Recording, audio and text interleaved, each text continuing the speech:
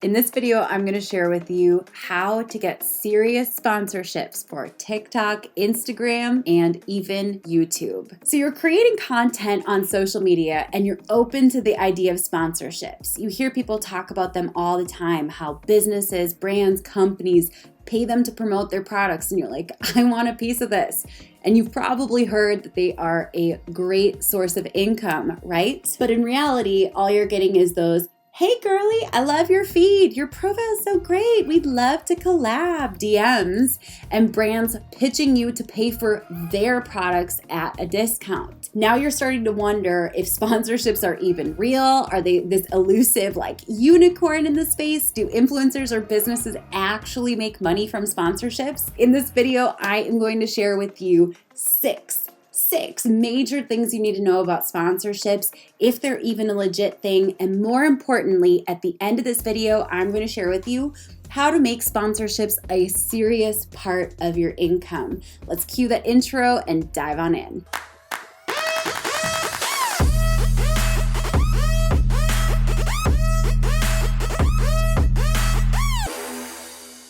Hey guys, my name is Rachel Pedersen. I'm a social media strategist and a Minnesota-based mom of 3. Now, I own 2 different companies. I own a marketing agency as well as a marketing education company. Both do multiple 7 figures. But it wasn't really until this past year that I realized that sponsorships could be a serious part of income. Just like you, I experienced all of those pitches, those, hey girly, can I send you my products? We'd love to send you some free products in exchange for promotions, those types of messages. And I was kind of wondering, are sponsorships this rare one-off, or are they only available for people with massive platforms?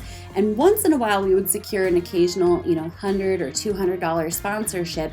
But in this past year, we've really discovered how legit sponsorships can be as a source of income. Now, to give some context, we have right now about 1.7 million followers across all social media.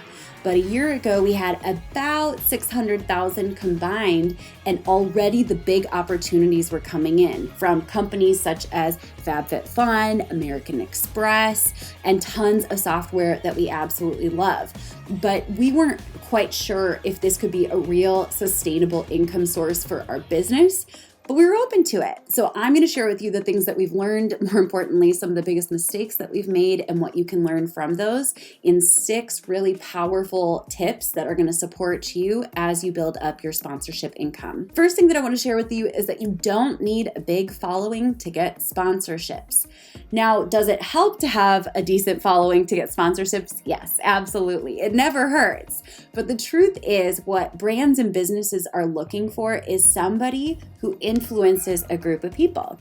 What does influence look like? Basically, it means if you are saying like, oh my gosh, you guys, this movie was great, and several of your friends are like, oh my gosh, I'm gonna watch that tonight, I'm so excited. Because of that influential post that you created, you have some influence. A lot of people have influence in their micro communities, whether it is their existing network, their existing following. And the truth is, oftentimes, small influencers actually have more influence than big influencers. Some celebrities, I won't say any names because I'm not looking for a lawsuit, but they'll charge like 7 figures for one single post on social media.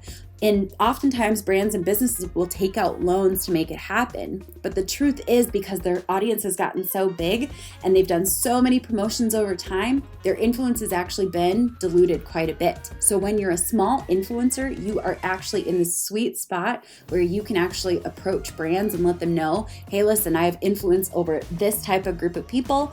Is that something you would like to put your products or your services in front of? And if so, you've got the makings for an amazing sponsorship. The second thing I want to share with you is that you want to avoid sponsorship scams. So those DMs that you're getting mostly on Instagram, I know what you're talking about. We all get them, drives us all crazy. Those ones where they're saying like, we've chosen you as an ambassador, just send this one message to this one Instagram account. Or if you buy our products, then you can become one of our ambassadors. Those are sponsorship scams. And I get where they're coming from. They're trying to create affiliate/ambassador programs. But the truth is, you shouldn't ever have to jump through a ton of hoops to get a sponsorship. A sponsorship is simply put an influencer or a platform creating a strategic alliance with a brand or a business to put their products and services in front of the audience. You should not have to pay to put someone else's products in front of your audience. So please keep that in mind. The next big thing that I want to share with you is that no one should ever have access to your platforms, no matter what the rate is for sponsorship. So if someone says, send over your logins and we'll post the sponsorship posts, nope, major red flag, because we're going to dive into number 3 right here, which is a few red flags for sponsorships. That is one of my biggest red flags, is when they're asking for your personal information.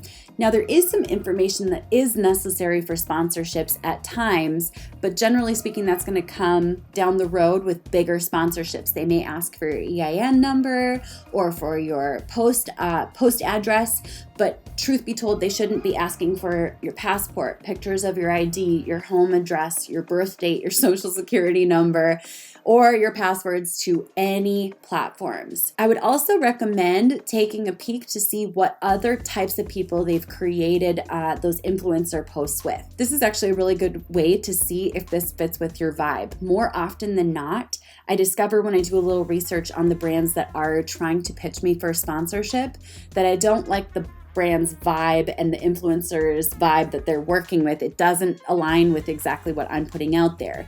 So you're going to want to do some research to see what their idea of sponsored influence is, because you'll learn a lot really, really, really fast. The third thing that I want to share with you, and this is super important. Now, I'll share a few tips for when you go really serious into sponsorship income at the end of this video, but you want to make sure that none of the contracts have any language related to perpetuity or in perpetuity. That is a fancy way of saying forever. So basically, if you sign any contract that says that they have access to your content in perpetuity, it means that they can use your content forever as an advertisement. And maybe if you're a smaller influencer, you're okay with that. But the reason I'm going to recommend that you don't do that is oftentimes brands will just hire a bunch of influencers to get a bunch of content in perpetuity so that they can run ads to it forever. The second major red flag to look out for, or I guess maybe we're on red flag number 4, is to make sure that it doesn't say that they can use your content however they want without your permission.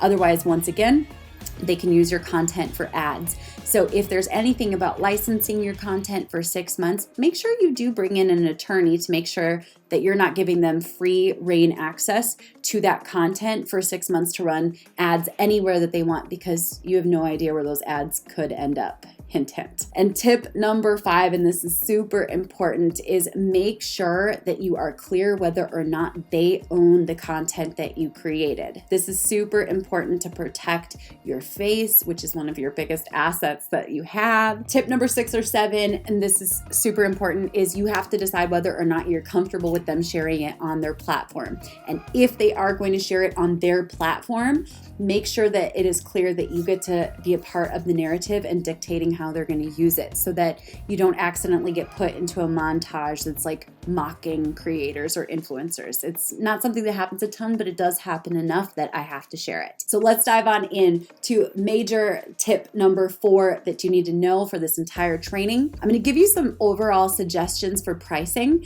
and this will be really helpful based on the costs for advertising across the board.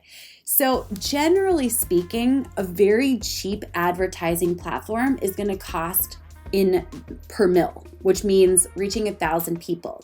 So for example, on TikTok, advertising to reach 1,000 people, the cost per mil is $2 to $4. So if an advertiser pays $2 to $4, they can realistically expect that their advertisement is going to go in front of 1,000 people. On Facebook, it can range anywhere from $20 to $40 to $160 cost per mil to reach 1,000 people. On platforms such as LinkedIn, you're going to be way up there. I'm talking $100 to $500 cost per mil, depending on how competitive the titles are that you're searching for or trying to target. So knowing that can give you some serious power, especially if you know how many people your content reaches on each and every post. Sometimes brands will say, like, how does $100 or $200 sound? And I just want you to do a little bit of math to kind of see. I will say that generally speaking, when most brands or businesses are hiring influencers, they're looking for a better cost per mil, definitely than LinkedIn. Generally speaking, hopefully a better cost per mil than Facebook.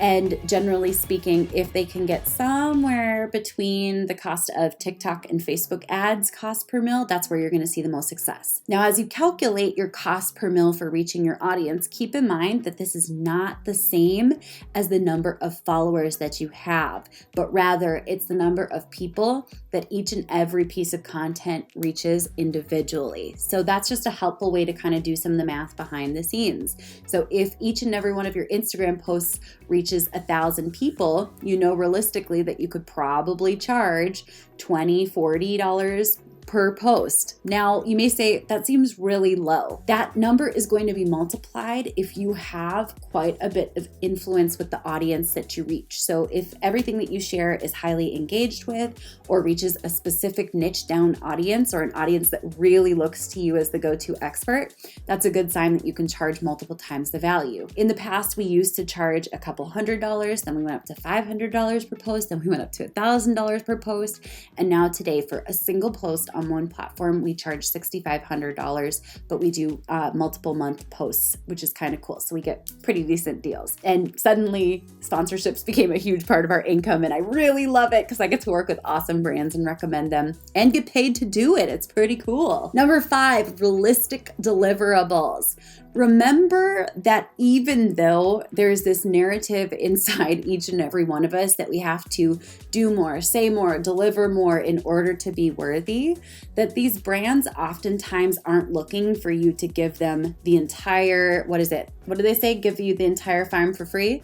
What you're going to want to do is kind of go back and forth a little bit. Remember that negotiation is actually a natural part of the process of sponsorships. So if they come forward and say, here's what we want you to create, you could test the limits and remove a couple of those deliverables and see what they think about that. So don't be scared to negotiate a little bit. You do not have to give the whole farm away for free. There, I remembered it, in order for you to get a sponsorship. So what I recommend is ask yourself, how much time is this deliverable going to take me? And do I feel comfortable with that rate based on the number of hours this is going to take me? Number 6. Oh my goodness, this is a game changer. And in just a moment, I'm going to share with you what to do when you're ready to get serious about sponsorships. This is what you're responsible for with sponsorships, because so often I see brands and businesses hiring an influencer to create deliverables and then expecting that those deliverables instantly turn into massive profit. That's not how the game works most of the time. When you find influencers as a brand or a business where things turn straight into profit, that's awesome. Keep hiring them. But you as the influencer, you as the person who is sponsored, your responsibility is for exactly what is in your contract. That means the deliverables in your contract. First and foremost, make sure you have a contract with every single sponsorship that is super clear. In the past, I used to collect payment up front to make sure that I wasn't held, stuck with the bill. And so I would collect the payment up front. Today, I have an agent that acts as a middle person, and she collects the money up front. And I don't get the money on the back end until I fulfilled my deliverables. And it feels like a very low risk, safe environment for everyone. It protects everybody, which is pretty awesome. But the second thing that I'm going to share with you here is make sure that there's no verbiage about sales, required profit, a number of leads generated, or even a number of impressions or followers created from sponsored content. The point and purpose of sponsored content is simply put to share something using your influence to an audience who may potentially be interested. And now we dive into bonus tip, the one that I know you guys are so excited about. What do you do when you're ready to get serious about sponsorships? So there are 2 things that you're going to want to do when you're ready to get serious about sponsorships. But first, make sure you subscribe to my channel and give this video a like if you've been enjoying it. Feel free to ask your questions in the comments beneath. I love to read those questions and create new tutorials to support you. So the first thing that you're going to want to do is create a media kit. We actually link to my media kit beneath this video so you can see what my media kit looks like so you can create your own. Keep in mind, it's going to be very difficult, especially as you grow quickly, to always keep your media kit updated. We like to keep ours in Canva so we can easily and simply edit it as we go, because sometimes things grow really fast, which is super fun. But the next step after creating a media kit is there may come a day, especially if you start to near several 100,000 followers or even millions of followers, that you will want to bring in an agent.